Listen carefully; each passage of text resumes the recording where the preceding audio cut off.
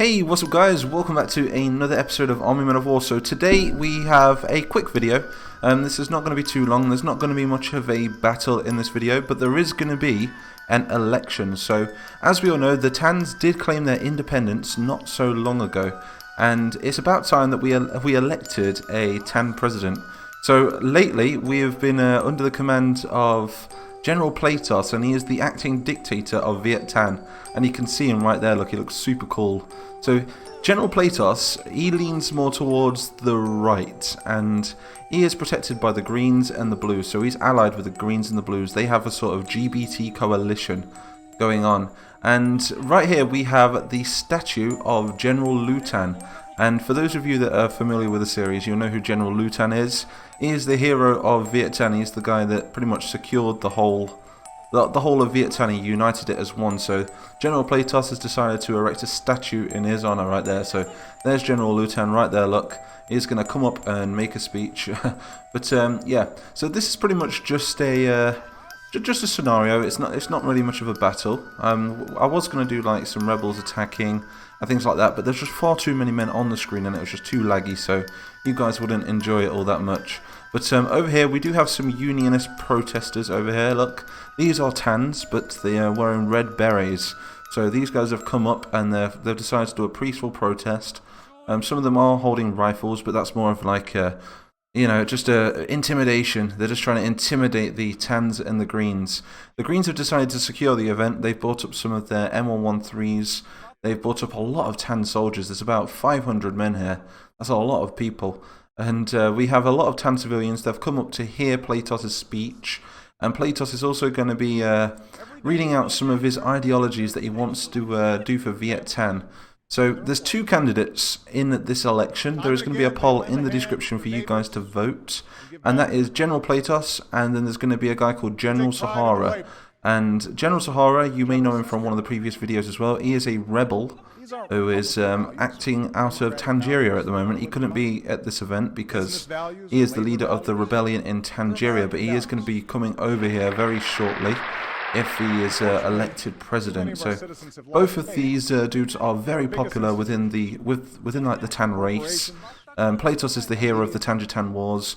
He's also a hero of the First Great Plastic War, which we have yet to cover on this channel. General Sahara used to be a friend with Platos, but he kind of turned against him when General Platos started leaning more towards the right wing, and General Sahara's always been primarily unionist and allies with the Reds. So that's why he's over in Tangier fighting, because he wanted nothing to do with the Tangier-Tan Wars with the Reds. But so anyway, in the description, go vote and tell me who you want to see as the next Vietnamese president.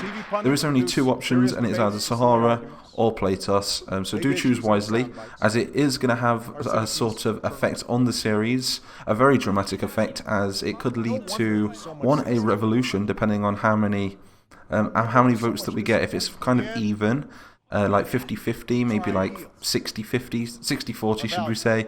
You know, maybe there could be like some sort of civil war between the Tans. That could be pretty cool. And if we do lean towards more Sahara, we could be seeing the Tans join up with the GOR and team up against the Greens and the Blues. So instead of them being allies with the Greens and Blues, they'll be against the Greens and the Blues. There is one term though, and that is if General Sahara does become president of Viet Tan, he will try and get the Oranges kicked out of the GOR, which is the GOR Alliance. It's the Greys, the Oranges, and the Reds. So if General Sahara does become president of Viet Tan, then he will be looking to dissolve the GOR, which means it'll become the what would it be? It'll be the GTR after that, as the Oranges would be kicked out. Well, not directly, but he will try and get them kicked out because General Sahara still hates the Tangerians, so that's a problem, you see. But maybe the Reds could be like, oh, just leave them alone, you know, and he'd be like, oh, okay, I suppose. But General Sahara has dedicated his whole life fighting the Oranges, trying to restore the old Tan Empire, and so is General Platos right here. So, like I say, go ahead and vote. Like I say, different ideologies for both leaders, and yeah, it's going to have a different effect on the series. So yeah, that's pretty much all I've got for this video, really. What else is there? Is there anything else I need to talk about? Oh yeah, daily videos. This is like my fifth video fourth video in 2 days. So I hope you're proud of me. I'm trying my best to do daily uploads for you guys. We're going to be spacing things out on this channel a little bit more by producing more content like Total War. We're also going to be doing stuff like Ravenfield. We're going to be bringing back some kingdoms and castles as well, building some really bogus things in that, like giant super fortresses and things like that. But yeah, I think that's all I've got to say, really. So a big thank you to everyone for all the support. And yeah, I guess I will see you all in the next one.